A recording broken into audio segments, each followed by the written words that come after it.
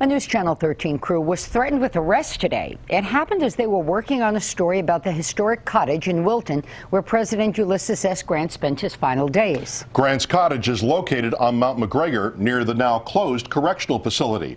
Corrections employees who are still working at the empty prison made every attempt to stop Mark Mulholland from doing his job. And Mark shows us what happened now live from our Saratoga newsroom. Good evening, Mark.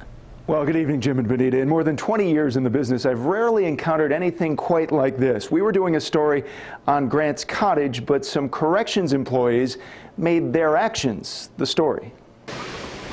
Grant's Cottage is located at the top of Mount McGregor. Just yesterday was the 129th anniversary of the death here of President Ulysses S. Grant. We shot some of the reenactment Wednesday and were assigned to go back there today to get some additional shots. We were doing a piece on camera in the shadows of the empty Mount McGregor prison when a car comes speeding toward us. Oh, hey, someone's coming fast. Watch that. This is the exchange photographer Matt Soriano and I had with a man who identified himself as a corrections lieutenant. Excuse me. Yeah. No filming. We're doing a story about Grant's Cottage. Doesn't matter. You're on state property right now. You can't film here.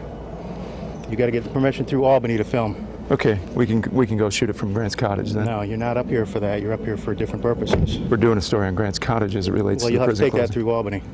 No, we'll just go back to Grant's Cottage and shoot it. No, you're going to leave the mountain now. No, we're going to go to Grant's Cottage. No, you're not. You're rolling, right? Yeah. You're telling us we can't visit a historic site? No, you're not. You're going to have to run that through Albany. No, we don't run through Albany whether we visit a historic site. You're on state grounds right now. Well, we'll go to the historic site then. You can go up there. You can't film.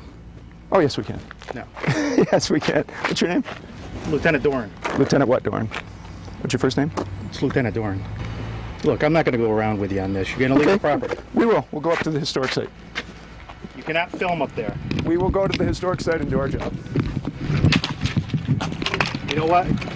Jeff, make sure they don't go up and call the state police. Have them removed. Have us removed from a historic site, sir? So we proceeded to make our way closer to Grant's Cottage, but another corrections employee parked his car across the road, denying and blocking our access to the historic site.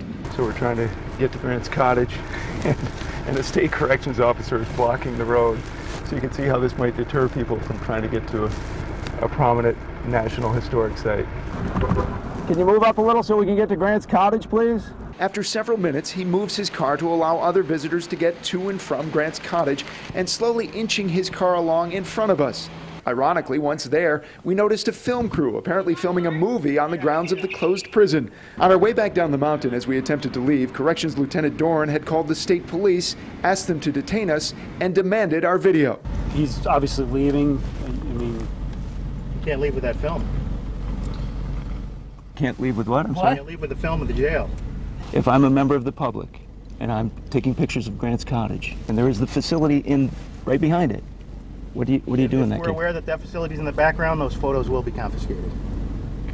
Now, the man who identified himself as Lieutenant Doran said on several occasions if we didn't hand over the tape, he would have us arrested.